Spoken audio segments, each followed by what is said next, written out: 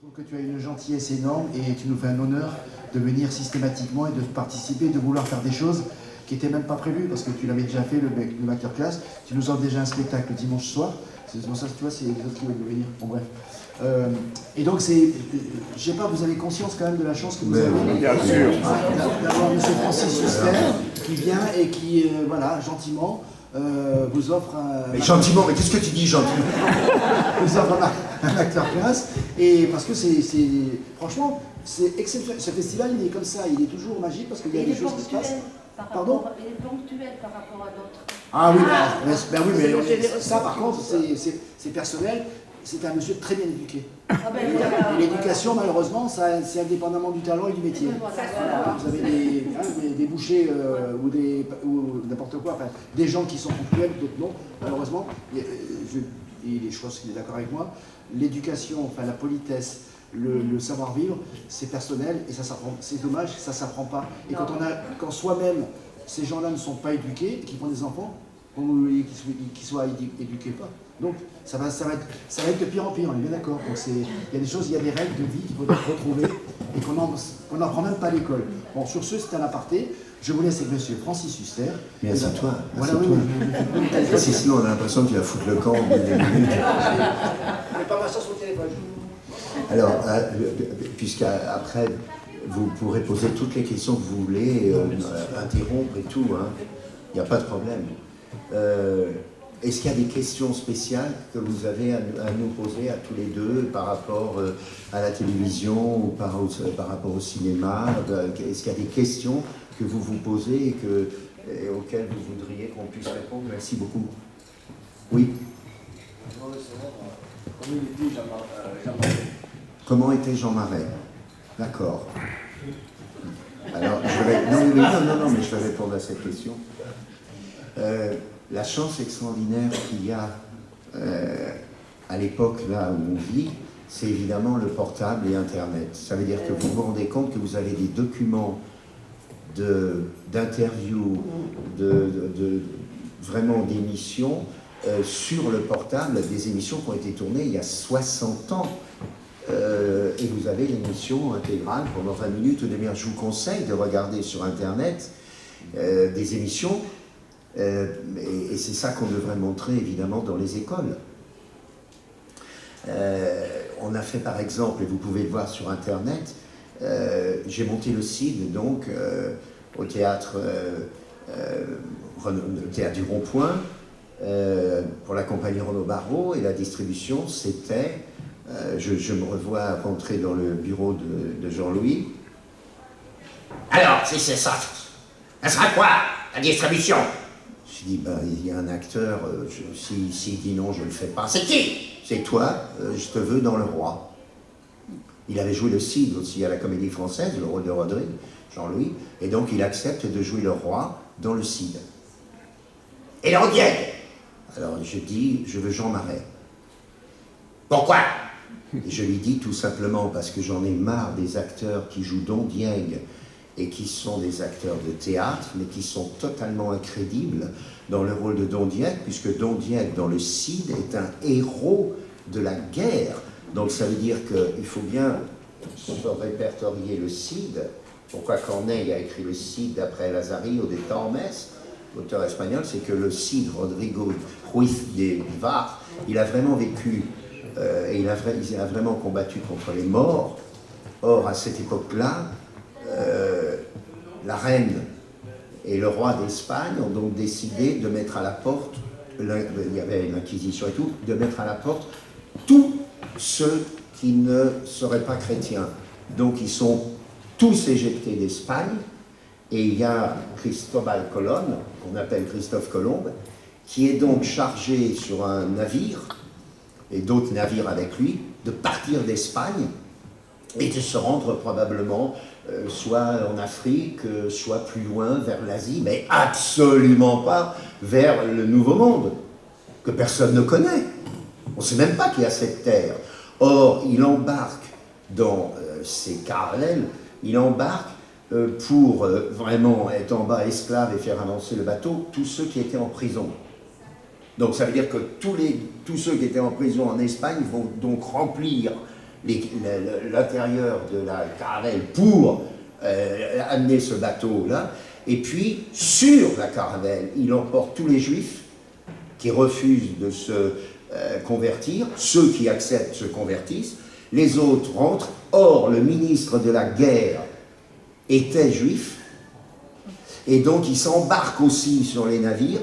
Et voilà ces caravelles qui foutent le camp. À partir de là, Corneille a imaginé donc une tragédie entre Gormas, qui est censé représenter pour lui le ministre de la guerre juif, avec sa fille Chimène, et de l'autre côté, exactement comme Roméo et Juliette de Shakespeare, une famille chrétienne avec Don Diego, ancien, le plus grand héros de l'Espagne, et son fils Rodrigue. Et donc c'est exactement comme Roméo et Juliette. Et comme ce Gormas croit, puisqu'il est le plus grand militaire, il a 20 ans de moins que Don Diego, être choisi pour éduquer le fils du propre roi, sauf que comme il n'est pas chrétien, le roi n'en veut pas. Et Don Diego, qui lui pensait être celui de... se retrouve. Donc, à partir de là, il va créer le Cid. Et quand j'ai pris Jean Marais pour jouer Don Diego, il a été exceptionnel, parce que Marais était un héros. Il jouait le capitaine, il jouait tous les grands rôles, donc il était crédible dans cet ancien héros. Pour jouer Chimène, je demande Juliette Binoche, qui était une jeune comédienne. On était très proches, Juliette et moi. Et puis, pour jouer les autres, c'est Christian Charmetan, Antoine Duléry, plein d'élèves du cours Florent, et Jacques Piesser, et pour jouer Don Sanche, etc. On met Emmanuel Devos pour jouer une des chiantes et tout. Et Martine Chevalier pour jouer l'Infante. Et Jean Marais a donc été avec nous pendant, je le connaissais très bien, Jeannot, il a été avec nous pendant l'année sublissime. Je vous assure, regardez cette émission avec Jean-Louis Barrault, Jean Marais et moi, pour parler du Cid. Allez sur Internet, vous allez être sidérés de l'extraordinaire émission. Jean Marais s'appelait Jean Villain. C'est extraordinaire. Le plus bel homme de sa génération, il s'appelait Jean Villain. Il était homosexuel, et il a été d'un courage pendant la guerre extraordinaire, puisqu'il n'a pas manqué d'aller péter la gueule aux critiques collabos qui critiquaient Jean Cocteau. Il lui a vraiment pété la gueule, ça a été terrible. Il a failli. Et Jean Marais s'est engagé pendant la guerre. C'est lui, quand vous voyez Le jour le plus long, qui est le héros, qui monte tout d'un coup dans une tour pour prévenir les avions et tout. Il a été extraordinaire, Jean Marais. Et à la fin de la guerre, Jean Marais est devenu la grande star. Il y a eu Jean Marais, 20 ans après, il y a eu Belmondo. Voilà, à chaque génération, il y a celui qui représente l'héroïsme et tout. C'est un homme absolument exceptionnel, humainement, un courage fou. Il a été engagé à la Comédie Française, il a monté lui-même, mis en scène et joué Néron. Et c'était un homme qui avait le cœur sur la main, plaisantant toujours, adorable. Leur couple avec Cocteau a été exceptionnel. Et puis ils se sont séparés au bout d'un moment, bien sûr, après plus beaucoup d'années. Et jusqu'au bout de sa vie, il a été merveilleux par rapport à l'œuvre de Cocteau qu'il a défendue et par rapport aux 4-5 autres grandes stars avec lesquelles il jouait des pièces de théâtre. Et ce qui est extraordinaire avec Marais, c'est qu'il faisait partie de cette génération, c'est pour ça qu'il a quitté aussi la Comédie Française, qui refusait d'interpréter, d'incarner les rôles autrement que selon son propre caractère personnel. Et c'est pour ça que, comme Belmondo, jamais il était un autre que lui-même. C'était la phrase qu'il arrête. « Je ne serai pas un autre que moi-même ». Et il était, voilà, et c'était courageux, vous savez, à cette époque-là, parce que les acteurs homosexuels étaient montrés du doigt, Jean-Claude Brialy, Jacques Chazot, le danseur, donc c'était vraiment comme s'ils étaient des malades, quoi. C'était une maladie, l'homosexualité à notre époque, et il a été d'un courage magnifique. Magnifique. Si je peux me permettre, au niveau du cadrage, je voudrais que Francis, on va couper, Francis va se mettre là. Pourquoi? Il y a d'autres questions avant qu'elle arrive? Oui, monsieur. Est-ce que Jean-Pierre doit venir? Il est là. Il est là? Il est dans les Non, locaux? non, il est arrivé hier soir. Ah ben Jean-Pierre Gassadi, alors j'en profite pour dire une histoire extraordinaire. Il y avait une émission à cette époque-là qui s'appelait Monsieur Cinéma. Et je suis invité un jour donc pour parler d'un film à Monsieur Cinéma. Et en plein milieu de l'émission, tout d'un coup, je dis, il pourra vous le dire, Jean-Pierre, je dis, il était totalement inconnu, hein, et je dis, j'en ai marre de ce qui se passe dans ce pays, comment on a le culot d'appeler les acteurs qui ne sont pas le rôle principal du film, des seconds rôles. C'est se foutre de la gueule de qui? Il n'y a pas de second rôle. Tous les rôles sont des rôles. Quel est l'imbécile qui a dit il y a un second rôle?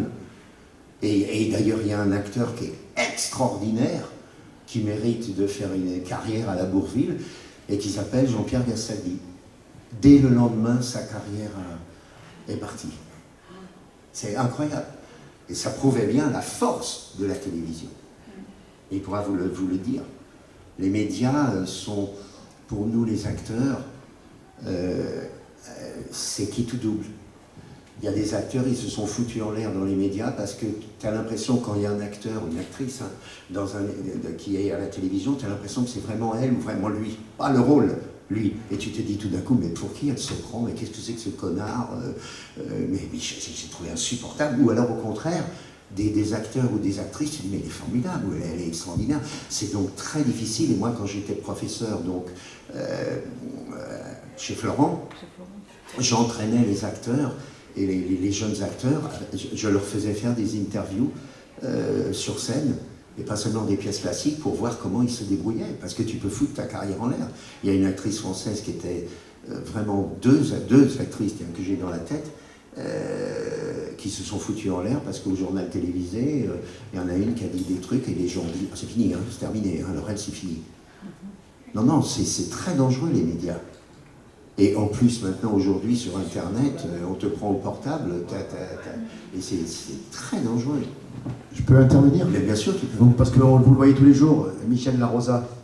Oui. Ouais, bon, Michel Larosa était un présentateur vedette sur France Télévisions. Il avait fait TF1, etc. Il était au summum de sa carrière, de tous les magazines. Et un jour, il présente un magazine, on lui propose, le producteur lui dit, voilà, on va recevoir quelqu'un qui va parler d'un produit, et donc tu dois bref, il ne sait pas ce que c'est, lui. Et donc, ce jour-là, François Mitterrand doit intervenir à l'écran sur la même chaîne.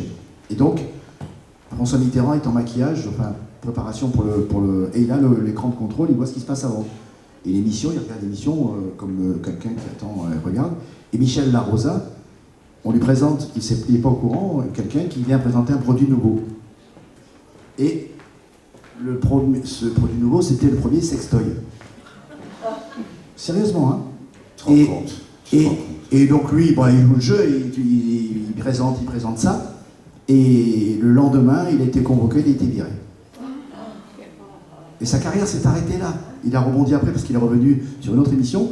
C'est vraiment l'exemple type du hasard a voulu que... Parce qu'ils annonçaient l'entrée en guerre de la France. Pas de bol. Il annonçait alors je ne sais plus quelle était à l'époque, sur quel conflit les Français devaient intervenir, il devait intervenir. Et il s'est dit, je ne peux pas après ça, donc virez-moi lui. Et tout le monde s'est défilé, la production n'a rien eu, c'est que Michel qui a giclé. Et deuxième anecdote, je rebondis parce que dans la salle, il y a un monsieur avec ses lunettes noires, qui s'appelle Didier Brice. Et je ne sais pas si tu es au courant, parce que quand je t'avais appelé, je pensais que tu étais au Molière, tu m'as dit non, tu étais occupé, etc. Et Didier a interpellé la ministre Rachida Dati. Là, au dernier Molière? Oui. Ah, d'accord. Et ça a fait le buzz. Alors, qu'est-ce que tu as fait? Viens Didier, viens. Vous allez voir, il a foutu le bordel dans les Molières. Tu n'as pas entendu parler de ça? Non, pas du tout. Ah ben, ça va te concerner, parce que il y a un micro. Il faut aller sur le net, tu trouveras mon intervention. Sauf que moi, j'étais pas opposé à François Mitterrand. J'étais opposé à Rachida Dati, qui en ce moment passe d'une outrance à une autre de façon assez Ouais, idiote. Je le dis parce qu'on me questionne beaucoup sur elle, alors que je ne la connais pas.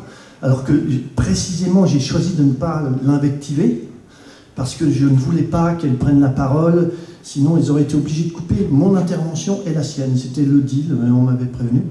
Et en fait, depuis, on lui a demandé de commenter cette intervention. En fait, j'ai annoncé un chiffre de 100 millions d'euros de coupes supplémentaires dans le budget de la culture, et elle a crié « c'est faux, c'est faux ». Et tout le monde lui en veut d'avoir menti. Alors que moi, je pense qu'elle ne mentait pas. Je pense qu'elle ne savait pas que Bercy avait choisi de couper 100 millions d'euros dans le week-end. C'était donc dans le journal officiel. Je pense que Rachida Dati ne lit pas le journal officiel. Elle l'a prouvé à une émission de France Inter où elle a été interrogée sur ce chiffre-là, où elle a à nouveau, travaillé sur l'outrance, mais enfin, c'est faux, mais c'est dans le journal officiel. Mais non, c'est faux, et elle n'arrête pas depuis. Elle a cité d'ailleurs son père qui était maçon, parce que dans la même émission, elle parlait de réunir dans une seule entité et France Télé et Radio France, tout ça pour des histoires politiques, de la ville de Paris, des règlements de compte qui n'ont rien à voir avec la culture. Et elle citait son père qui était maçon. Et moi, j'ai eu envie de lui dire, mais votre père il était maçon, vous savez ce que c'est qu'un fil à plomb? Si vous mettez le fil à plomb contre le mur, il n'y a pas de solution. Ou le fil à plomb dit que le mur est droit, ou le fil à plomb prouve qu'il est de travers. Si votre fil à plomb, ce n'est pas le journal officiel, alors il est où votre fil à plomb? C'est écrit dans le journal officiel, elle le nie. Bon, maintenant, elle dit qu'elle va faire des événements culturels dans les campings. Elle en a prévu 500, et il y a 9000 campings en France. Mais en disant ça, elle continue à faire du populisme. Vous allez voir, c'est la culture pour tous. Jean Villard, on s'en fout. Les nantis de la culture, elle nous appelle comme ça. Alors c'est vrai que quand vous voyez ce festival, vous pensez peut-être que nous avons beaucoup de chance. Et c'est vrai que moi, je vis ça comme une chance inouïe d'être ici aux frais de la princesse, il faut le dire. C'est magnifique. Mais moi, ma vie, c'est pas ça. Ma vie, c'est d'aller dans les écoles. Ma vie, c'est d'aller dans un IME. Moi, je travaille avec des acteurs handicapés qu'on a tirés de leurs conditions de paria en les intégrant dans une troupe permanente de théâtre. C'est l'intégration par le travail, mais leur travail, c'est d'être acteur. C'est ça mon boulot. Mon boulot, c'est de m'occuper de jeunes gens dans les écoles. Et je ne parle pas seulement des écoles de théâtre, mais je fais des ateliers en lycée. Et moi, j'ai découvert ma vocation comme ça, au lycée, grâce à un acteur qui n'est pas un anti. Hier, après le film comment ça s'appelle, Le choix du pianiste, que j'ai beaucoup aimé, son réalisateur et sa productrice ont parlé de vocation. Toi, tu connais ça, bien sûr, la vocation. Dans La Mouette, on parle de ça. On dit que une fois qu'on a découvert sa vocation, on n'a plus peur de la vie. Et moi, c'est ce qui m'est arrivé. Mais ça m'est arrivé grâce à un acteur qui animait un atelier théâtre dans un lycée. Notre star actuel, qui est Thomas Joly, qui a mis en scène les Jeux Olympiques, qui est reconnu dans le monde entier, qui est demandé partout maintenant, Thomas Joly, a dit ça au Molière. Ma vocation, je l'ai trouvée au lycée. Mais en ce moment, je ne dis pas notre ministre de la Culture, parce que je pense qu'elle n'a aucun effet sur la culture en France aujourd'hui. Je pense que Bercy a décidé de couper les subventions qui permettaient à un lycée de faire venir péniblement un intermittent très mal payé pour permettre à Thomas Joly, le Thomas Joly de demain, de découvrir sa vocation. Le pass culture qui permettait à un prof de dire, bon écoutez, on n'a pas d'argent, on est dans une banlieue très démunie, eh bien, allez, on va prendre le pass culture. Il y a 2 pass culture, hein. Je parle du pass culture qui permet à une assemblée entière d'aller au théâtre ou d'aller au cinéma. Ben ça, on est en train de le couper. Et c'est pas Rachida Dati qui, elle, ne travaille pas là, elle travaille dans ce qu'elle espère être son poste de la mairie de Paris. C'est bien Bercy. Donc, bon, je m'aperçois, tu m'as lancé là-dessus. Oui, mais alors, mais moi, c'était la ce n'est pas que je suis, moi, un homme politique, je ne me prends pas pour un autre. Je vous parle de ce que c'est que la condition de l'acteur, de l'actrice, du chanteur, de l'auteur. Alors les auteurs, on les maltraite de façon incroyable. C'est ça en ce moment qui se passe. Et si moi je suis là aujourd'hui, c'est parce que j'ai donné des cours à 20 € de l'heure, charge comprise, à Mirecourt dans les Vosges, et que ben, pendant ce temps-là, sur ces 20 €, j'en économisais 18. Et avec ça, j'ai monté un premier spectacle qui a eu un énorme succès. Et petit à petit, voilà, j'ai réussi à rencontrer Patrick Georges, qui m'a invité gentiment ici. Enfin, tu m'as souvent invité. J'étais souvent au théâtre. Donc la question, maintenant, on va repartir sur Francis, c'était, je prenais l'exemple de Michel qui a giflé de la télé parce qu'il a, par inadvertance, je dirais, par à l'insu de son plein gré, comme on dit. Et non, la question c'était seulement, entre guillemets, tu l'as ramené au Molière. La conséquence n'a pas été immédiate, on t'a pas dit... Non, parce que, encore une fois, moi je ne me suis pas trouvé confronté à un homme d'une intelligence extrême, qui était... Enfin, là, il a fait le con, hein, franchement, virer un gars parce qu'il présente un produit, bon, ben voilà, comme tu le dis, il n'était pas là au bon moment. Moi, c'est plutôt l'inverse. J'étais là au bon moment parce que, franchement, après, François Morel a pris ma défense dans une très jolie chronique. Et puis voilà, Dati, qui lui donne du crédit? Personne. Justement, pas l'État. Non, bah bien sûr. Si elle était, oui, on aimerait bien qu'il y ait un peu plus de crédit sur le jeu. Donc non, moi au contraire, hein, ça m'a plutôt servi jusqu'à présent. Ben voilà, c'était ça la réponse. Ouais, voilà. Tu n'as pas été viré de partout à cause de ça? Non, pas du tout. Enfin, de toute façon, j'ai pas réfléchi à ça avant. Peut-être que j'aurais dû. Voilà. Merci Didier. Je vais juste répondre à Didier.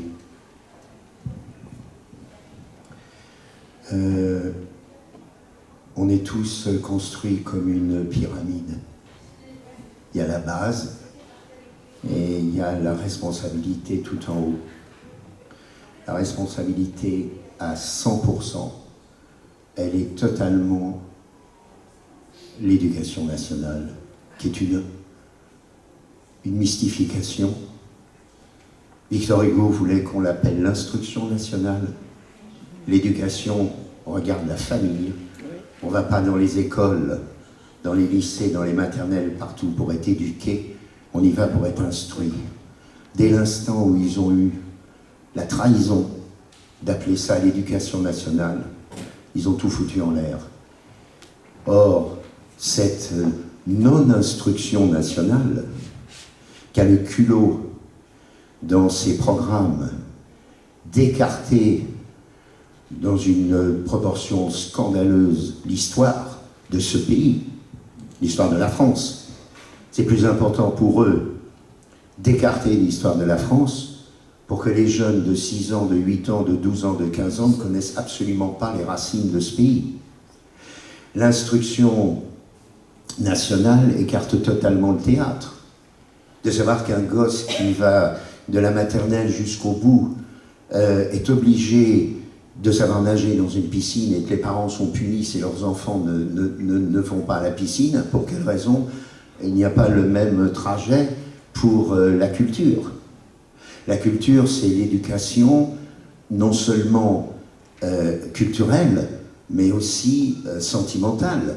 Ça veut dire que tout le monde est à égalité, tout le monde est dans la fraternité, dans la culture, pas ailleurs. Le gosse qui ne peut pas s'en sortir dans les maths ne va pas me raconter qu'il est l'égal de l'autre qui lui au contraire est brillant dans les maths. La culture a l'avantage que tu sois de n'importe quelle couleur, de n'importe quelle couche sociale et tout, tu es l'égal de l'autre. C'est pas parce que tu es une fille qui a un physique sublime de beauté que tu peux pas être rigolote. Et c'est pas parce que tu as un physique qui au contraire te dessert totalement que tu peux pas interpréter Chimène ou tu peux pas interpréter les héroïnes. Tout ça a été totalement trahi. C'est un scandale total que les jeunes, alors que les théâtres de service public sont payés par tout le monde, y compris leurs parents, que les jeunes n'aient pas la possibilité absolument gratuite d'aller voir les pièces dans les théâtres publics, mais c'est une honte, c'est un scandale. À mon époque, il y avait des matinées classiques, mais c'est même pas la peine d'en parler, c'est une vraie révolution qu'il faut faire dans la culture, dans ce pays, et pas dans la culture, justement, des responsables qui n'ont absolument aucune clé des tiroirs financiers, et que, justement, ceux qui sont en haut de la pyramide méprisent totalement. C'est ce qui se passe dans ce pays, au point de vue culturel, est scandaleux. Et je pèse mes mots. Donc ça veut dire que, par exemple, quand on parlait de Jouvet, de Villars et de Barrault, qui sont les trois légendes du XXe siècle et qui ont transporté, eux, dans le monde entier, à leur risque et péril, courant la mort, parfois le répertoire français, mais ils sont où, là, aujourd'hui? Quels sont les jeunes qui sont dans les lycées, dans les écoles, qui connaissent ces trois noms? Mais c'est inimaginable ce qui se passe dans ce pays. Donc ça veut dire que attendez-vous, je ne sais pas si notre génération pourra encore le voir, mais attendez-vous à une vraie révolution culturelle. Qu'est-ce que c'est que la culture? C'est la liberté qui lutte, justement, contre les dérives religieuses. Il n'y a pas d'autre mot, mais vous allez le comprendre avec Shakespeare, comme on l'a compris avec Molière. Donc ça veut dire que si la culture, regardez ce qui se passe dans plein de pays, au point de vue culturel, enfin, c'est absolument hallucinant l'époque où on vit. Donc attendez-vous certainement que les jeunes qui ont 15 ans, qui ont 20 ans, ils ne laisseront pas passer ça. C'est pas possible. Donc ça va vraiment éclater. Mais dépêchez-vous. Dépêchez-vous, tu sais, avec ce qui se passe et toutes les guerres et tout ce qu'on est en train de vivre en ce moment, probablement que ça arrivera dans une décade ou dans 15 ans ou dans 20 ans, quand ces jeunes auront 40 ans. Et qui feront une vraie révolution culturelle. Non, mais c'est inadmissible, inadmissible que le service public, la 2, la 3, la 4, la 5, etc., ne soit pas obligé de retransmettre au moins un soir par semaine une pièce de théâtre à la télévision. Mais c'est scandaleux. Les jeunes ont 15 ans, 18 ans, 20 ans, ils n'ont jamais vu ni Le Cid, ni Lorenzaccio, ni Don Juan, ni Misanthrope. Mais où est-ce qu'on est? Mais où est-ce qu'on est? Et on appelle ça la France. Par contre, ils ont vu 850 matchs de football, il n'y a pas de problème. Non, mais sérieusement, ça va. La ligne rouge est dépassée. Et donc, il va falloir passer le témoin à ces jeunes pour qu'ils puissent réussir à tout révolutionner. Oui. Et ça creuse l'inégalité sociale. Mais parce qu'en fonction du milieu social dans lequel vous évoluez, vous arrivez quand même à avoir une certaine culture. Moi, j'ai une petite fille qui a 15 ans, qui passe en terminale. Eh bien, je crois que c'est moi qui lui ai apporté sa culture au niveau de lecture, des pièces classiques, son amour pour Molière, mais c'est pas à l'école qu'elle l'a appris. C'est pas à l'école, c'est moi qui lui ai appris. C'est moi qui lui ai fait aimer Molière. Alors, les enfants qui viennent d'un milieu où les parents n'ont peut-être pas la même culture, eh bien, sont défavorisés. Je vais vous donner un exemple très précis. J'ai reçu un scénario pour un film, justement, pour une série, où le scénariste a eu l'idée de faire en sorte qu'en France, ce pays, on crée une nouvelle profession. De la même façon qu'il y a des psychiatres, qu'il y a des psychanalystes. Alors ce sont des gens qui, dans ce scénario, sont donc chargés de vérifier le niveau culturel. Donc ça veut dire que tu es obligé, dans le scénario, à 15 ans, d'aller passer un examen culturel avec quelqu'un qui parle pendant 2 heures. Et le résultat, on le voit dans le scénario, c'est que c'est une catastrophe totale. Ça veut dire qu'il y a la médecine qui s'occupe de ton corps, qui s'occupe de ton âme. Voilà, personne. Ah si, s'occupe de l'âme, la religion. Voilà. En dehors de la religion qui s'occupe de ton âme et qui t'explique l'au-delà et la traversée du miroir, et ce que tu crois ou que tu ne crois pas, peu importe, mais pour ce qui est de ton thermomètre culturel, c'est inimaginable. Rendez-vous compte, là, on va parler de Shakespeare, et que parmi vous, et toute votre vie que vous avez vécue, et tout cela, 90% de ce que je vais vous dire, vous l'ignorez totalement. C'est complètement hallucinant. C'est-à-dire que quand tu vas dans le monde entier et que tu demandes les 3 plus célèbres noms culturels du monde, on te dira tout d'un coup Picasso, Shakespeare, Molière, attendez, Zidane. Voilà, oui, mais culturel. Donc si tu veux, Patrick, cet homme qui est le plus célèbre dans le monde entier, les gens ne connaissent rien du tout. Mais tu tombes par terre, quoi. C'est complètement hallucinant.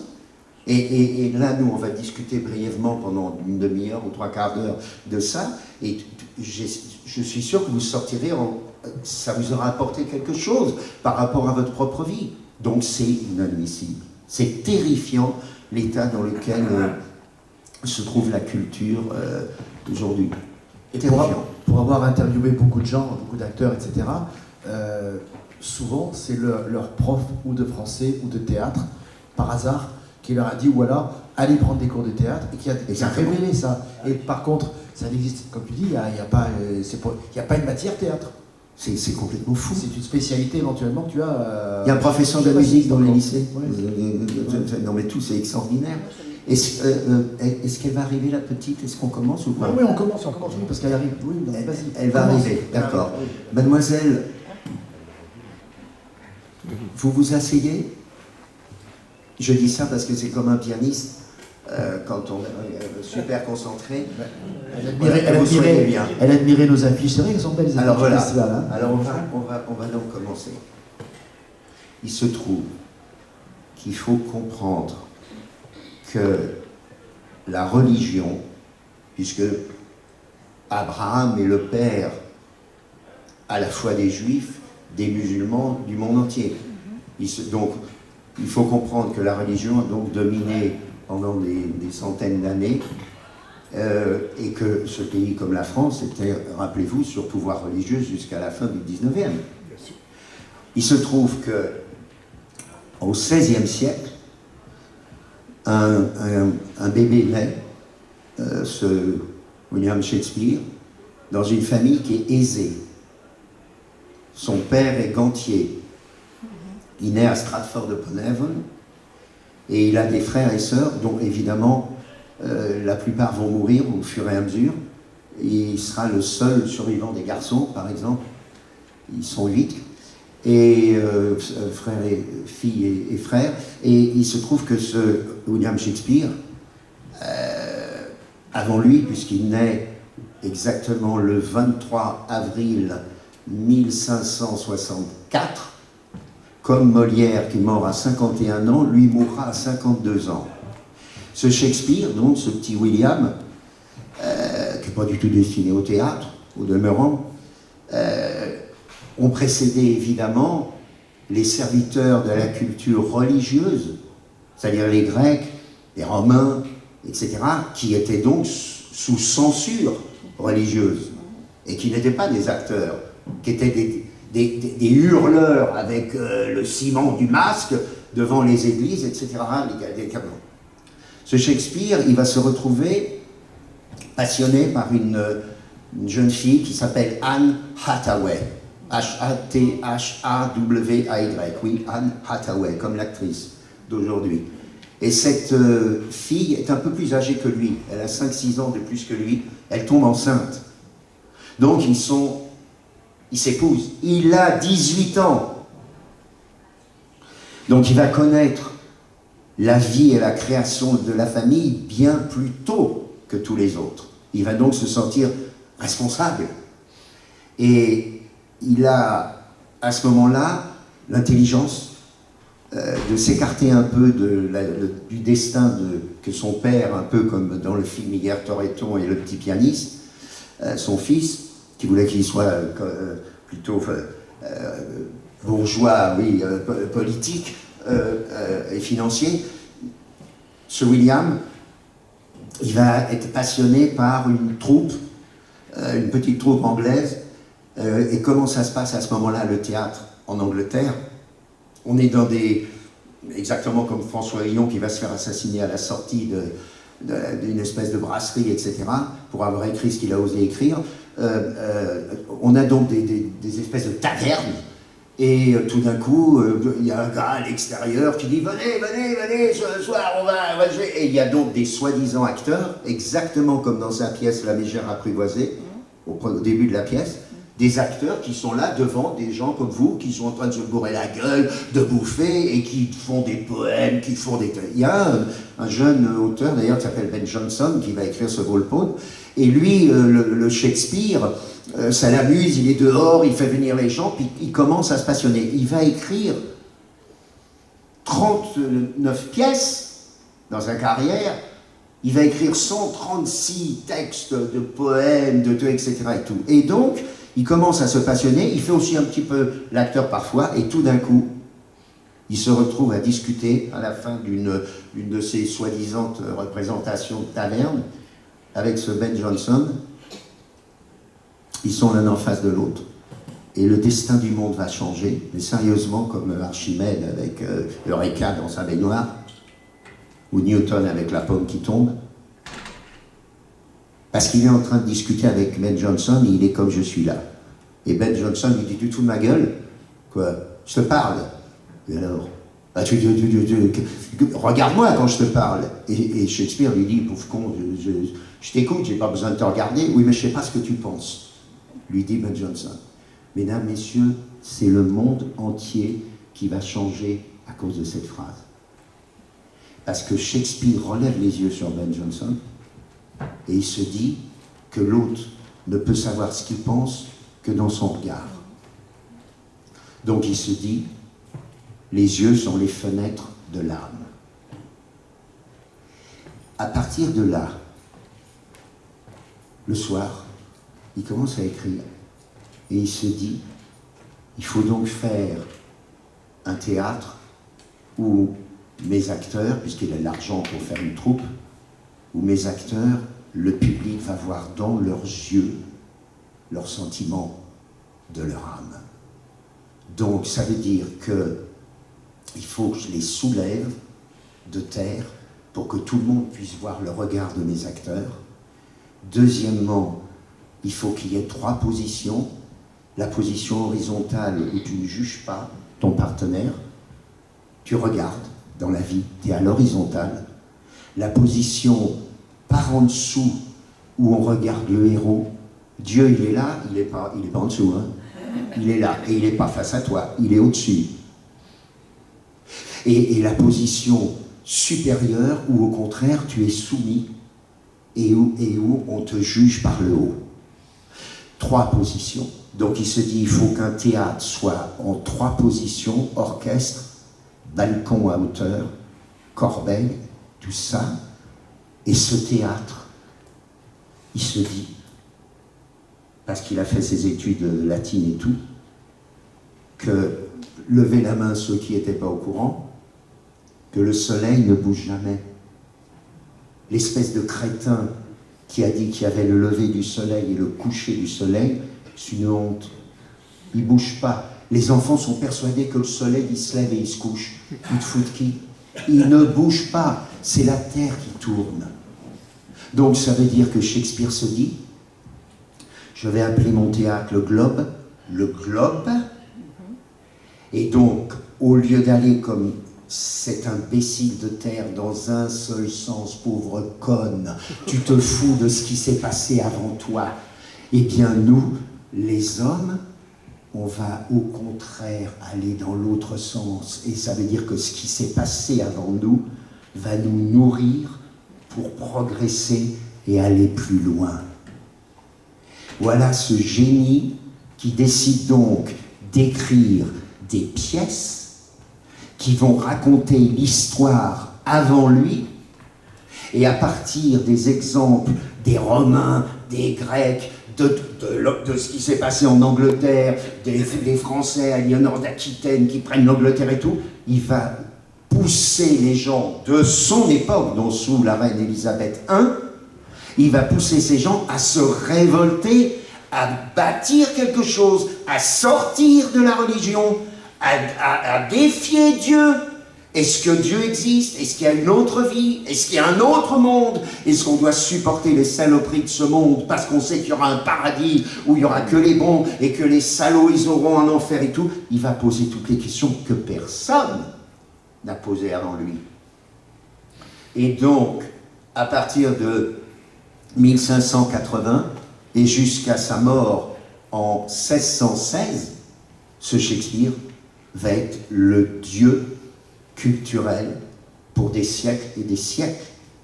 Toutes les autres pièces qui seront écrites après Shakespeare sont dans l'œuvre de Shakespeare. Il n'y a pas une situation qui ne se trouve pas dans une des pièces de Shakespeare. Il n'y a pas une intrigue qui ne se trouve pas dans une des 39 pièces de Shakespeare.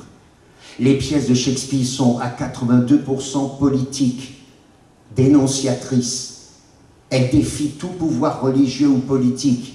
Elle est, au point de vue populaire et du peuple, l'essence même de toutes les révoltes du monde. Et donc ce Shakespeare va écrire cette œuvre extraordinaire, où bien évidemment, au départ, il n'y a que des hommes qui interprètent même les rôles de femmes, et puis au fur et à mesure, il va y avoir cette révolution culturelle aussi. Quand l'œuvre de Shakespeare va être interprétée en Angleterre, le Vatican n'a pas son mot à dire. L'Église anglicane s'est séparée du Vatican, pas en France. L'œuvre de Shakespeare va être interdite en France jusqu'au milieu du 19e siècle. Interdite.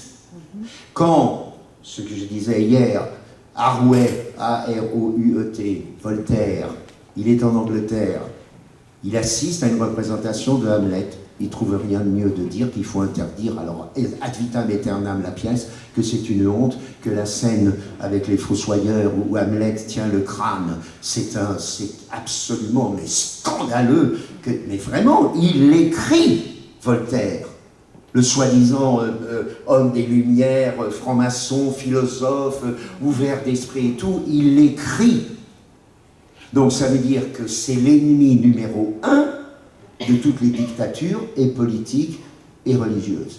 Et la portée de l'œuvre de Shakespeare par rapport aux femmes, elle est absolument essentielle, car c'est dans l'œuvre de Shakespeare que les femmes se révoltent, prennent le pouvoir.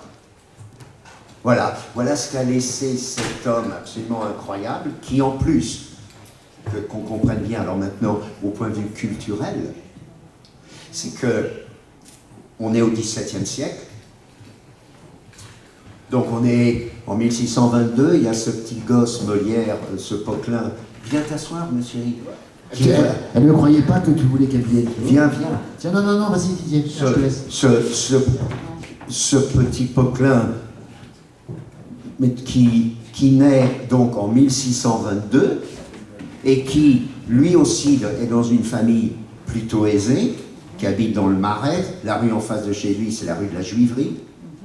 Et ce Jean-Baptiste Poquelin, qui doit être avocat, qui fait des brillantes études, qui va avoir son diplôme d'avocat à Rouen, vraiment avocat, parce que son père a la qualité, il a acheté de tapissier du roi. Or, tapissier du roi, c'est pas le gars qui fait les fauteuils, pas du tout.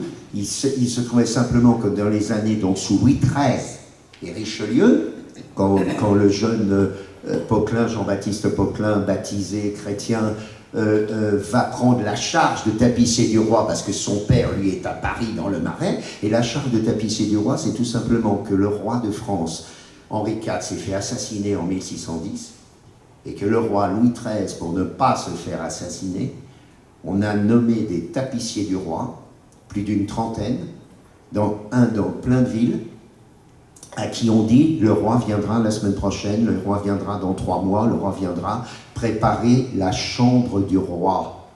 Ça veut dire vous mettez des murs de tapisserie qui peuvent être dans un lieu de culte, une cathédrale, dans un château où on se les gèle, dans une taverne. Personne ne sait où le roi va dans cette ville dormir pour pas qu'il soit assassiné. Et on le dit aux 30 tapissiers en France, dont 30 villes pensent que le roi veut venir, mais il n'y en a qu'une où il ira. Voilà comment on espère éviter l'assassinat du roi.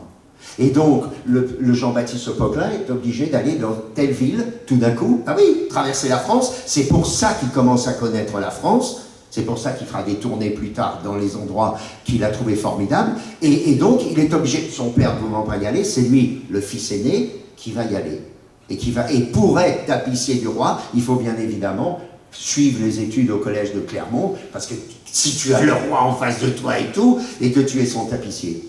Voilà ce qui va se passer pour Jean-Baptiste Poquelin, qui bien évidemment va étudier toute l'œuvre donc, et latine, et littéraire, et anglais, et latin, et donc il connaîtra parfaitement Shakespeare. Or, il se trouve qu'en France, le théâtre, sous Louis XIII, va progresser grâce au cardinal de Richelieu, qui n'est pas cardinal, qui n'est pas du tout un homme d'église, c'est son frère.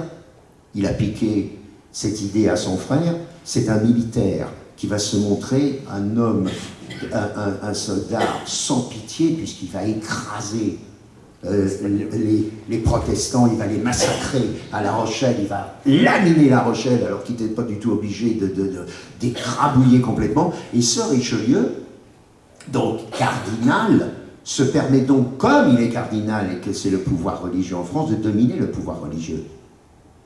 L'archevêque de Paris et le reste. Le roi Louis XIII s'agenouille devant l'archevêque de Paris. Mais le cardinal de Richelieu, et c'est la chance extraordinaire pour la France, il était pro-italien, évidemment, pro-Vatican, pro de la Renaissance italienne. Il veut faire une Renaissance française.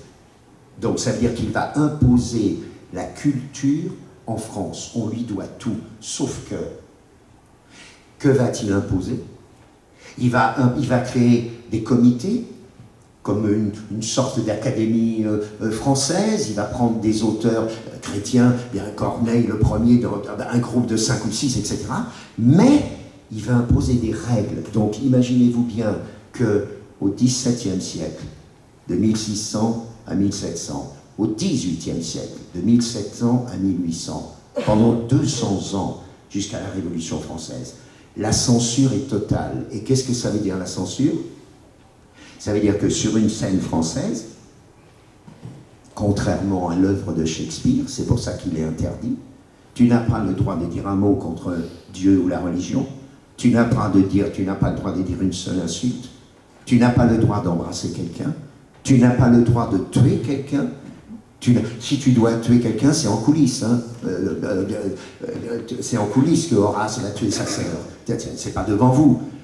Tout est complètement censuré de A à Z. Deuxièmement, contrairement en plus aux règles religieuses, il y a les règles artistiques.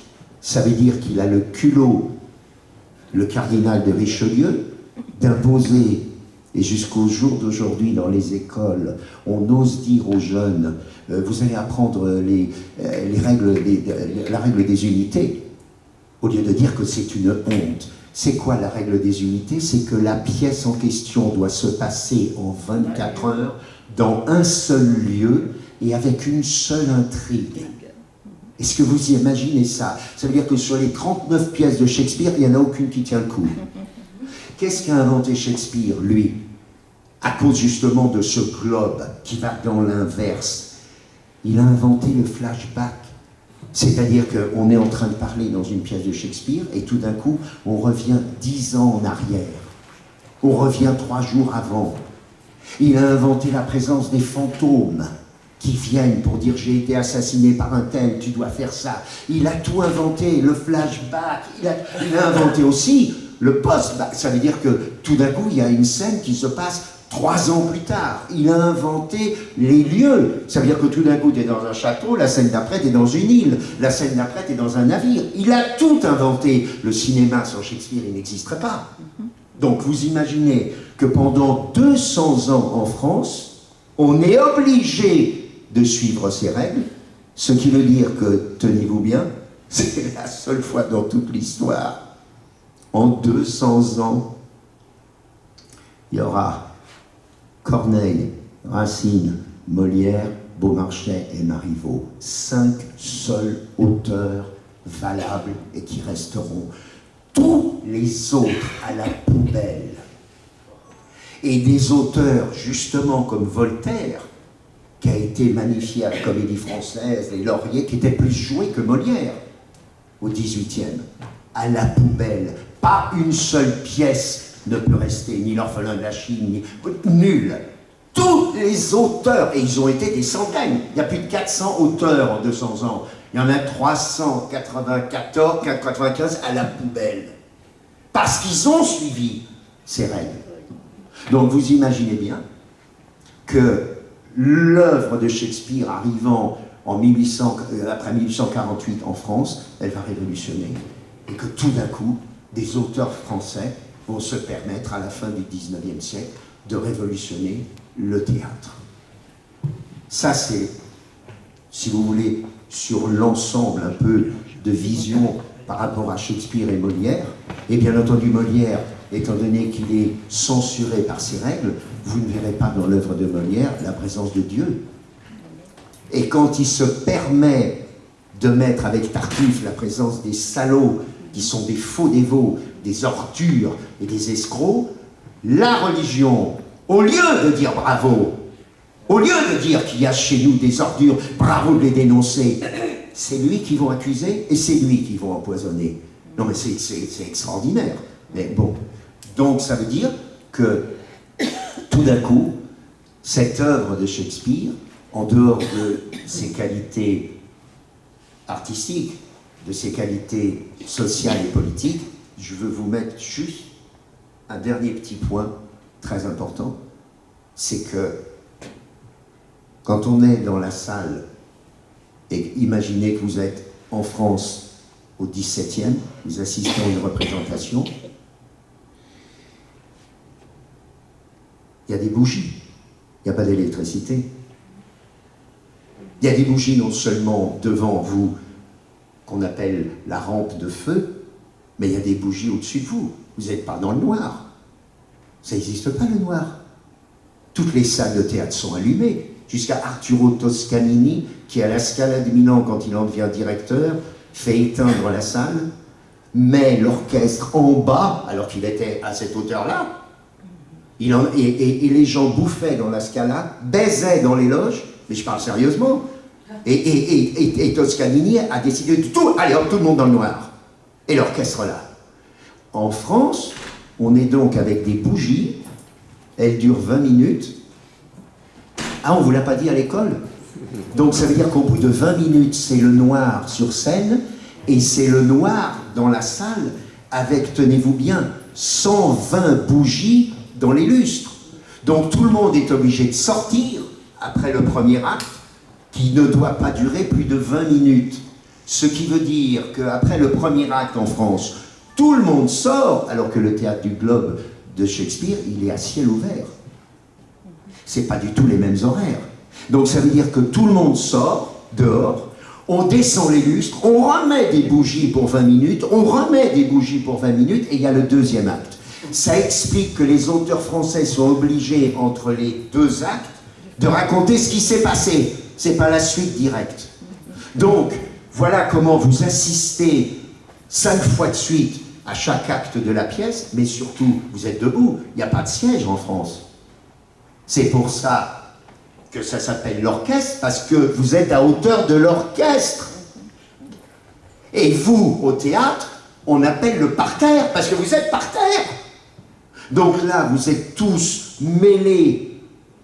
C'est le prix de place pour le peuple, c'est pas cher du tout. Et on ne vous l'a pas dit à l'école, parce qu'on vous a expliqué le hors-jeu, le carton jaune, le carton rouge, il n'y a pas de problème. Mais vous ne savez même pas pourquoi on appelle ça des loges. Parce que les nobles n'étaient pas parmi vous debout, ils étaient logés sur le côté de profil, ils ne voyaient pas la scène. Ils avaient leur perruque et ils étaient de profil assis comme ça et ils entendaient, ils ne faisaient pas ça, ils entendaient, ils étaient de profil. Et donc ça veut dire qu'il y avait entre vous, le peuple debout et eux dans les loges, où ils étaient énormément, il y avait des gardes tout le long, jusqu'au bout. Là, parmi vous, il y en avait qui, malheureusement, au bout de 10 minutes, ils pissaient ou ils cacataient. Ils n'allaient pas sortir tout le monde tout d'un coup pendant que les autres étaient en train de déclamer, puisque c'était des déclamateurs, ce n'étaient pas des acteurs. Et pour que les gens les entendent, ils étaient obligés d'être face au public, et il était hors de question de jouer de profil. Et ils parlaient comme ça, et le théâtre en question, il n'y avait pas de balcon, hein. C'était des terrains de tennis, en fait.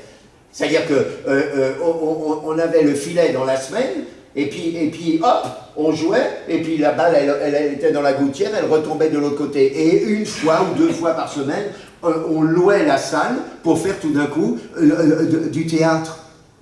Et alors l'extraordinaire, c'est qu'il y avait des gens aussi qui volaient les autres, il y avait des bagarres à l'intérieur de vous. Voilà ce qui se passait au théâtre. Et donc c'est pour ça que les seules pièces qui tout d'un coup allaient dans la sécurité, c'était les 2 théâtres qui étaient subventionnés par la cour, le théâtre du Marais ou le théâtre de l'Hôtel de Bourgogne.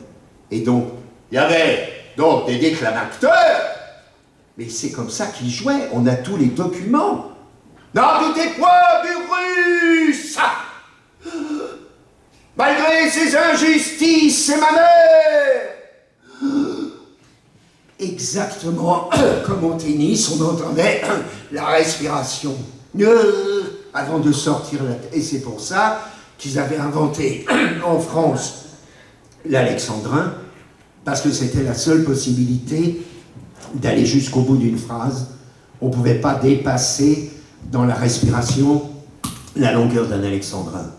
Merci beaucoup. Et donc,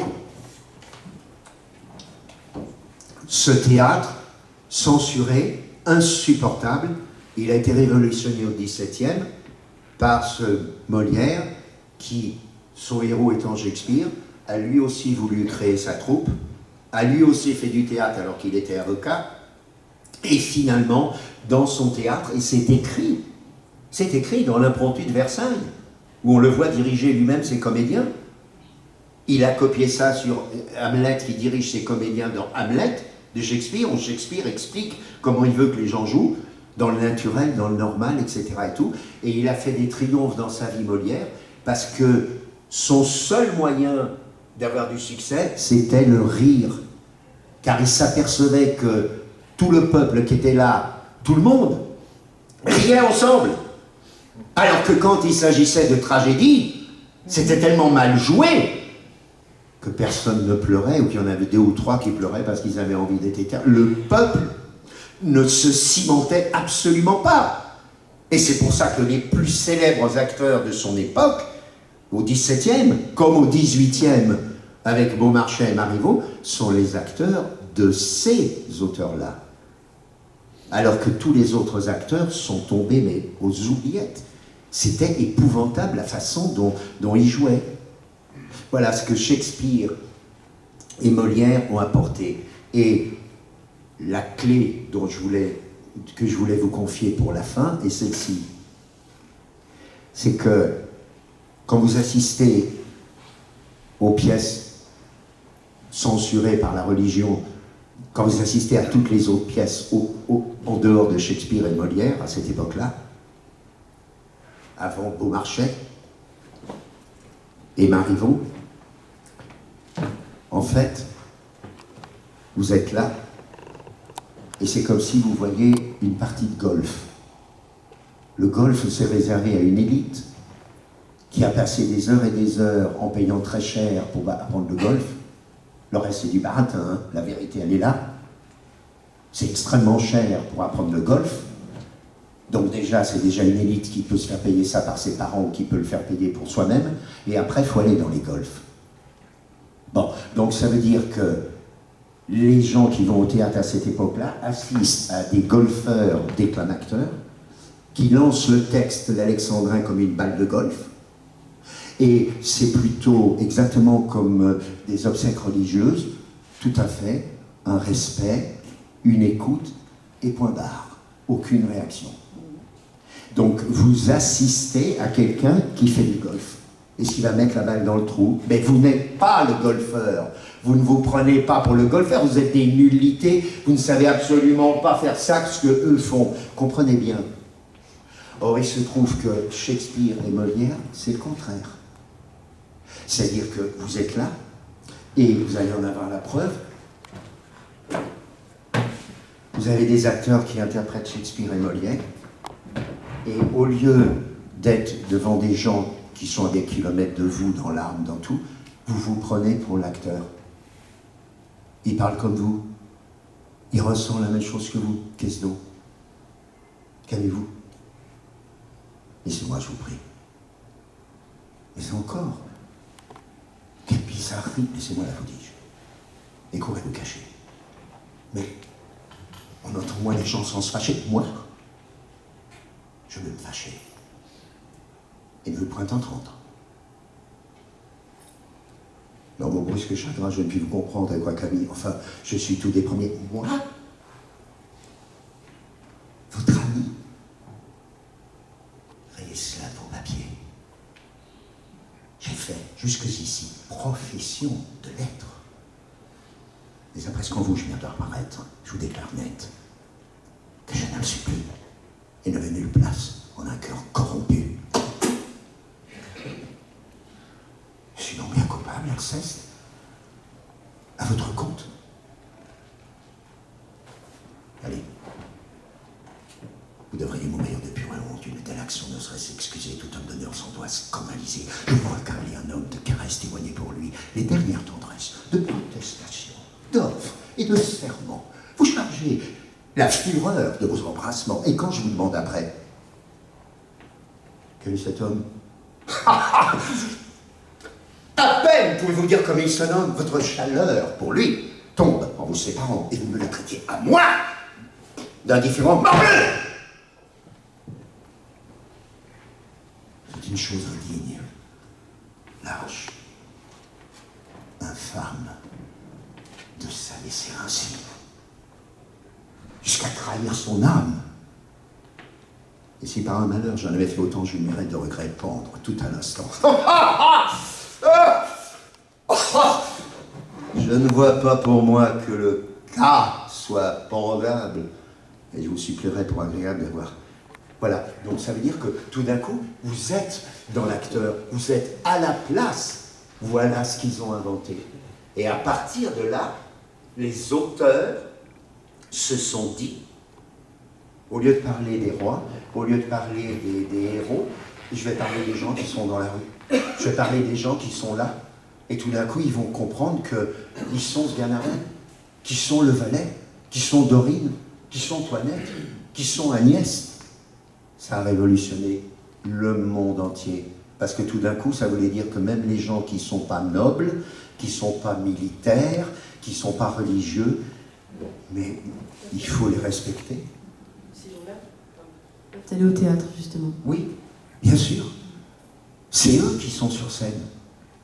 Voilà. Voilà la révolution de Shakespeare et de Molière. Et pour répondre à ce que tu disais tout à l'heure, donc la détresse de penser qu'on ne donne pas ça aux jeunes. Voilà. Alors comment tu veux qu'ils se sentent fraternels au lieu de se tuer à coups de couteau? Voilà. C'est ce que je te dis. Voilà.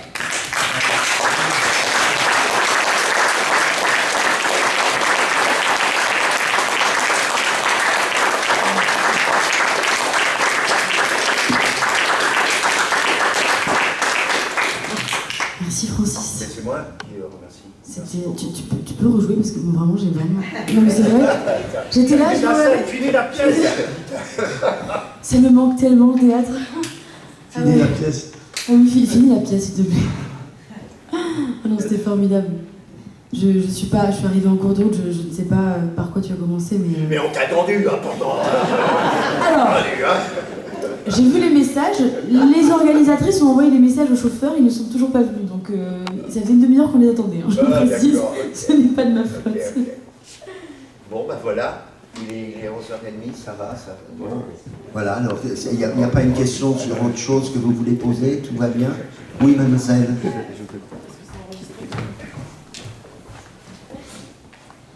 Selon vous, quelles sont les différences de jeu entre le théâtre et le cinéma?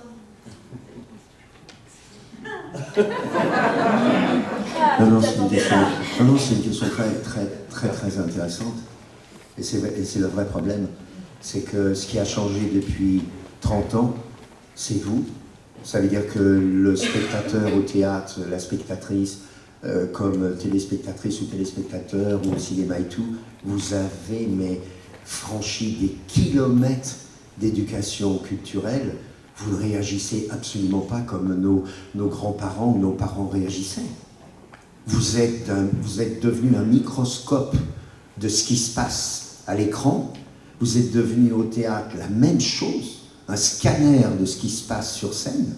Donc ça veut dire que si les acteurs n'ont pas une autre façon et n'ont pas progressé comme vous avez progressé dans la compréhension, ils sont nuls.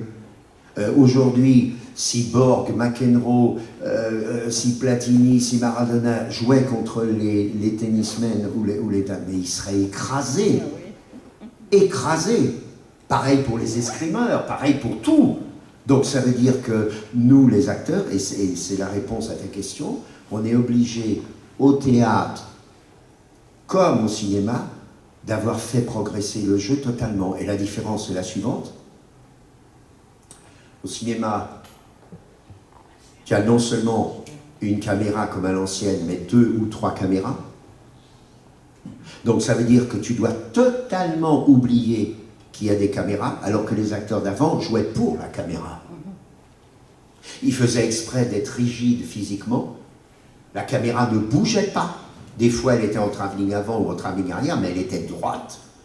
C'est Lelouch qui a commencé à tourner autour des acteurs, parce qu'il était caméraman et qu'il apportait la caméra, mais les acteurs jouaient pour la caméra, mais vraiment, et quand tu regardes les anciens films, tu vois bien que les acteurs savent qu'ils sont filmés. Alors qu'aujourd'hui, c'est comme si la caméra n'existait pas. Tu joues avec ton partenaire, et tu dois en plus, au cinéma, jouer avec ça. Tout est dans le regard. On place sa voix aussi différemment. Ah ben la voix, tu es dans le naturel le plus total, puisque tu as le micro qui est là. Au cinéma, on peut... Voilà, moi, tu as vu tout à l'heure comment je parlais, le naturel le plus total, parce que j'ai le micro. Au théâtre, donc au cinéma, c'est le regard.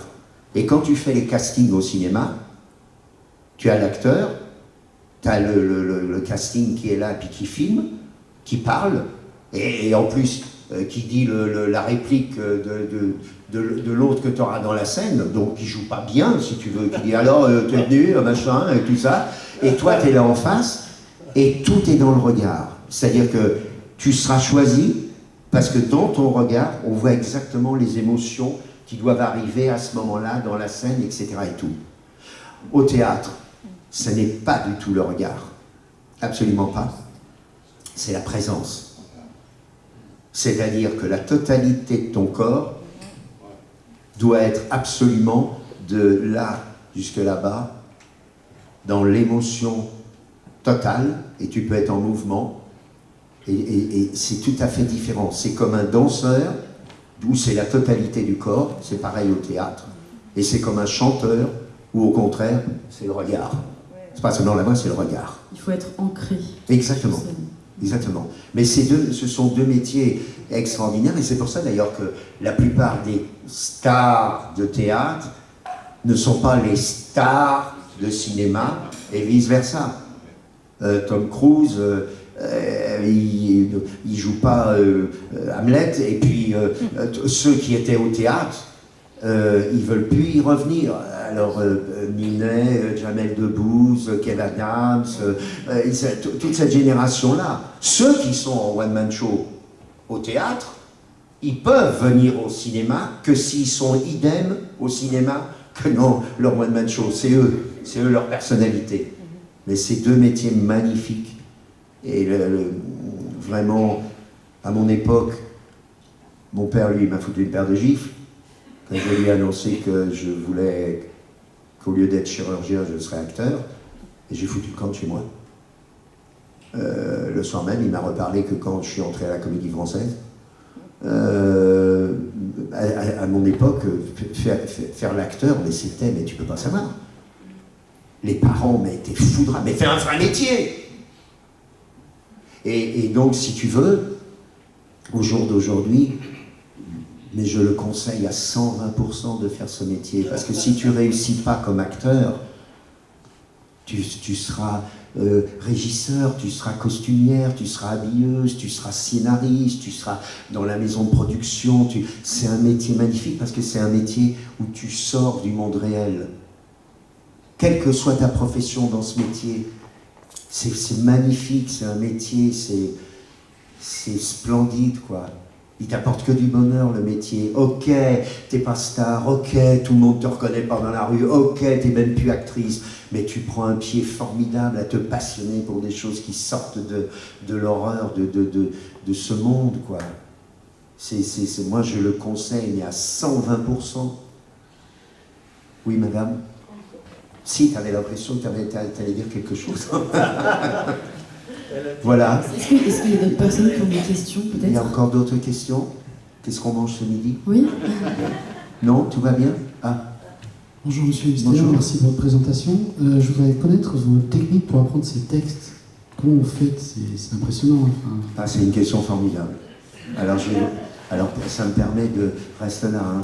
Ça me permet de, encore une fois, d'être un peu, comme d'habitude, le misanthrope qui râle. Vous êtes allé à la classe maternelle, 4, 5 ans, 6 ans, 7 ans, après vous êtes allé à la garderie, après vous êtes allé à la maternelle, vous avez fait de 6 ans à 10 ans, et puis après il y a eu le lycée, les études, etc. Est-ce que vous imaginez qu'on ne vous a même pas appris à vous servir du muscle principal de toute votre vie, la mémoire, puisque si vous êtes atteint d'Alzheimer, votre vie est finie. Alors, ça va durer 3 minutes et je vais vous expliquer comment ça marche le muscle de la mémoire. Le corps, il n'y a pas de problème, hein. Je vous l'explique, il faut manger ça, ça, ça. Attention, pas comme ça, tu vas te péter la jambe, tu vas faire un claquage, fais les muscles, vas-y, etc. Vous vous rendez compte? Rien sur la mémoire. Alors, il faut savoir que pour les muscles, tu as 3 choses, il y en a 3. Soit tu vas en avant, soit tu vas en arrière, soit tu vas sur le côté. Ça s'arrête là. Tu peux sauter sur le côté, tu peux sauter en avant, tu peux sauter, tu peux donc. Pour la mémoire, il y a 3 choses. Tu peux sauter et aller dans ta mémoire en avant, moi je ferais ça. Tu peux y aller en arrière, oui c'est à ce moment-là que j'ai fait ça. Ou tu peux aller sur le... De quoi tu me parles là? De quoi tu me parles ou de quoi? Alors c'est quoi la mémoire? Il y en a 3. C'est pas ton pied, hein, la mémoire. Il y a la mémoire visuelle. Donc ça veut dire que tu as vu un paysage, tu as vu la nana ou le mec avec qui tu baises, tu as vu le plat de cet endroit, tu as vu un truc dans une vitrine, tu as vu un chien qui traverse la rue, tu as vu ton ascenseur qui est bloqué. La mémoire visuelle, c'est la première. Ben oui. Tu lis un truc et tu lis un truc et tu le lis 100 fois, le chien est là, le chien est là, le chien est là, c'est fini, ta mémoire elle l'enregistre, c'est terminé. C'est la mémoire visuelle. Il y a une deuxième mémoire qui est la mémoire auditive. C'est-à-dire que tu reconnais la voix, ah c'est lui qui vient, mais si je l'entends ce connard, il vient, etc. La mémoire auditive, tu écoutes une chanson une fois, 10 fois, ça y est, tu l'as écouté la chanson, tu l'as pas lue, tu l'as écoutée, tu as une mémoire du cri de ton chien, c'est ton chien qui crie, là tu as une mémoire auditive, oui mais tu m'as dit ça, mais quand tu me l'as dit au téléphone, je n'ai pas fait attention. T'as la mémoire visuelle et la mémoire auditive. Donc ça veut dire que tu peux apprendre en écrivant ton texte, visuellement. Tu peux l'apprendre sans l'écrire, en le lisant, tu as la mémoire physique des gens que tu vois, etc. Et la troisième mémoire dont personne ne vous a jamais parlé, c'est la mémoire gestuelle. Putain, quel con. C'est fini. À chaque fois que je prendrai ce truc-là, je dirais, putain, quel con. C'est fini, je le sais, je sais la phrase. Putain, quel con. C'est fini. Et donc, nous, les acteurs, qu'est-ce qui se passe? Il se passe que soit tu répètes avec ton texte à la main, ton texte à la main, Jean-Pierre, Hirsch, tout ça, ils avaient le texte à la main pendant 3 semaines de répétition, puis tout d'un coup, 8-10 jours avant qu'on commence, ça y est, ils le savaient. Ils avaient. La deuxième chose, c'est auditivement. Alors tu vois, ils sont dans la rue, puis ils font « Non, ça va, ne faites pas ça. Non, ça va, ne faites pas. Et pourquoi tu es là? Non, ça va, ne faites pas ça. Et pourquoi tu es là ?» Et comme ça finit « Ne faites pas ça par pas ça », et qu'après c'est « Et pourquoi ?» Ils font « Pas ça et pourquoi, pas ça et pourquoi, pas ça et pourquoi, pas ça et pourquoi, pas ça et pourquoi. Non, ne faites pas ça et pourquoi. » Et ça file comme ça. Donc il y a la mémoire auditive, mais la mémoire gestuelle, elle est extraordinaire. Arrête tes conneries. C'est fini. Je fais le geste, je sais que c'est arrête tes conneries. Arrête tes conneries. Qu'est-ce que tu fais là? Ah ouais! Et tu apprends 100 lignes, 200 lignes, et tu es comme ça avec les gestes, et puis tu les fais tout le temps, le metteur en scène il s'écrase, et puis tout d'un coup tu fais plus que la moitié des gestes, et puis tout d'un coup tu fais plus de gestes du tout, et c'est comme si tu les faisais. Donc, ta mémoire est en train de se dire que tu les fais. Voilà. C'est les 3 mémoires. Est-ce que je peux rajouter Bien sûr. Quand j'apprends un texte, j'aime, avant de l'apprendre, enfin, j'ai de la chance de l'apprendre très vite, mais je le comprends avant de l'apprendre. Et en le comprenant, en décortiquant toutes les phrases, je l'apprends en 5 minutes. Alors, pas les gros textes non plus, mais j'ai cette facilité à comprendre ce qui se dit. Et du coup, mon cerveau, il s'approprie l'histoire, la scène, et du coup, les mots viennent plus facilement. Alors, je te déteste, parce que c'est la mémoire, c'est pas une vraie mémoire. C'est comme dans une rose où tu as les épines. Tu me parles des épines de la mémoire, parce que c'est la mémoire la pire, parce que, comme ce n'est pas une vraie mémoire, elle n'est pas malléable. Ça veut dire que toutes les 3 autres mémoires, on peut t'expliquer, on peut te modeler, on peut te faire changer d'avis sur ce dont tu te rappelles, que tu n'as pas compris que c'est ça que tu crois te rappeler, mais c'est pas ça vraiment que tu te rappelles. Un metteur en scène peut te diriger, alors que toi, une fois que tu as saisi le texte et que tu l'as enregistré comme ça, c'est très difficile de te faire changer d'émotion et tu es indirigeable. Indirigeable. C'est comme oui. Alors tu vois, donc c'est la fille avec qui tu as embrassé ou tu as fait l'amour, qui se rappelle que c'est merveilleux et qui veut à chaque fois que tu refasses la même chose. Excuse-moi, mais là aujourd'hui, c'est quand même.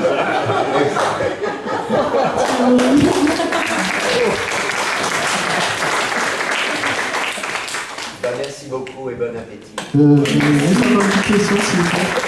Monsieur Steph, j'ai encore une petite question. Oui. Vous avez tourné Murder Crime, et là vous avez lu qu'un prompteur, ou je me trompe?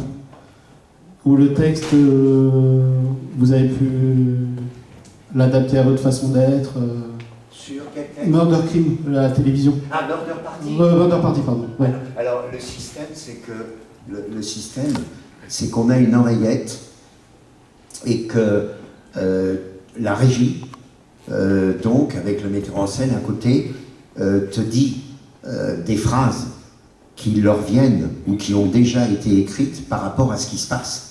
Imagine que par exemple, il y en ait un qui est un suspect puis qui hurle de rire et qui dit « j'ai jamais tué, mais c'est pas ça » et qu'à la régie, ils disent « si j'en ai la preuve, dis-lui si j'en ai la preuve pour voir s'il pète les plombs ». Donc moi j'ai ça dans l'oreillette et dis « si j'en ai la preuve ». Donc il y a ça, disons 80% du temps, parce qu'ils sont très réceptifs, parce qu'ils voient ce que le téléspectateur voit. Donc ils réagissent comme un téléspectateur. Et puis il y a 20% où de moi-même, je peux vraiment réagir avant même que la régie puisse le faire. C'est passionnant. C'est un métier très très intéressant. Et c'est pour ça que, je crois, il y a des téléspectateurs, des téléspectatrices qui adorent des animateurs parce qu'ils sentent que, contrairement au journal télévisé où tu peux rien faire et où tu lis le prompteur, si tu changes un mot, ben, t'es vidé, où ils sentent que l'animateur est à leur place, en fait, il réagit bien, tu es passionné par ça. Quand tu vois un animateur qui ne réagit pas, tu te dis, oui, bon, d'accord, ça va, on passe à autre chose. Non, non, c'est un vrai métier, c'est un vrai métier animateur. Et il faut dire que le premier des animateurs, c'était Molière. Ce qui se passait, c'est que pendant qu'il y avait l'allumage des bougies et des lustres, c'était fini, on fermait les portes, les gendarmes étaient en position, ils venaient sur scène et il expliquait la pièce qui allait suivre, parce que dans le peuple, il y avait des gens qui connaissaient rien, qui savaient absolument pas, qui n'avaient aucune éducation, ils savaient ni lire ni écrire, et il y avait des métiers qu'ils connaissaient absolument pas. Donc il venait, puis il expliquait, voilà, il expliquait la pièce. Et à partir d'un moment, comme il était au début des pièces dans la première scène, lui, en tant qu'acteur, il a demandé à Lagrange de venir à sa place et d'expliquer la pièce avant que lui, il puisse enchaîner tout de suite après. C'est lui qui a inventé ce système-là en France. Shakespeare le faisait, mais dans la pièce elle-même. C'est-à-dire que, par exemple, dans Richard III, quand la pièce commence, t'as Richard III qui vient, puis qui dit à tout le monde, je vais tuer tout le monde, je vais prendre le pouvoir, c'est tout bien ça. Ou dans d'autres pièces comme Henri V, c'est le chœur, celui qu'on appelait le chœur, qui venait, qui expliquait, voilà, vous allez voir une vraie pièce, ça s'est vraiment passé la bataille, et vous allez voir comment, etc. et tout. C'était pour accrocher les gens, comme dans la méchante après, c'est ce qu'on parlait. Non, je pense que les acteurs ont progressé, disons, de 30%, mais le public a progressé de 100%. C'est incroyable comme vous êtes critique et comme vous êtes complètement, mais au pile niveau. Vous n'arrêtez pas de vous dire immédiatement quand vous voyez une pièce ou un film, extraordinaire cette scène. Qu'est-ce qu'on s'emmerde. C'est fou, hein. C'est complètement fou. Et pas seulement d'ailleurs par rapport au théâtre et au cinéma, mais par rapport à la littérature. Avant, ça n'existait pas que les gens n'allaient pas jusqu'au bout du bouquin. Moi, je te parie que parmi tout le monde ici, il n'y a pas 2 personnes qui ont lu en entier Notre-Dame de Paris, ou Les Misérables, ou etc. Alors qu'à l'époque, tout le monde lisait jusqu'au bout. Mais là, au bout de 60 pages, où tu te dis, bon, allez hop, très bien, merci. Notre génération aussi, enfin la mienne, se lasse très vite. Il faut qu'en 10 secondes, on soit accroché. Sinon, c'est pas possible, parce qu'il y a eu les réseaux sociaux qui sont arrivés, notamment TikTok, où si en 2 secondes, on n'est pas capturé par ce qui se passe, on scrolle, on change de vidéo. Et pareil pour les films, et je me rends compte aussi, j'ai ce problème-là, c'est que si dans les 2 minutes du film, il n'y a pas quelque chose qui m'accroche, j'arrête. Tu imagines le pauvre mec qui lui fait un qui rentre dedans, au bout de 30 secondes, il n'accroche pas, salut, casse-toi, extraordinaire. Ah bah dis donc, regarde, bouffe avec elle, hein, tout de suite, dans 2 secondes, dans le plat, merci beaucoup. Non, non, il y a un truc qui est très drôle, je vous conseille de le faire, comme ça on va finir sur quelque chose de drôle, c'est que je reçois un coup de téléphone. Comment ça va le pur sang? Je dis quoi? Bah t'es un pur sang. Ouais, je suis un pur sang. Ah bon, t'es pas au courant? Tu peux regarder sur internet et faites-le. Tu mets le nom d'un acteur, d'une actrice, quel animal c'est? Et l'intelligence artificielle te répond quel animal. Tu mets Lucchini, c'est un perroquet. Je te jure. Moi, je suis un pur sang rebelle qui veut sauter les obstacles. Mais c'est à purée, mais c'est trop drôle. Regarde, c'est à mourir. Et attends, il y a 15 lignes d'explication. Ah non, mais c'est à mourir de rire. Tu peux le faire pour les acteurs, les hommes politiques. Qu'est-ce que peut être Mélenchon? Regardez ce qu'est Mélenchon. Non, mais c'est à mourir de rire. C'est incroyable. Merci.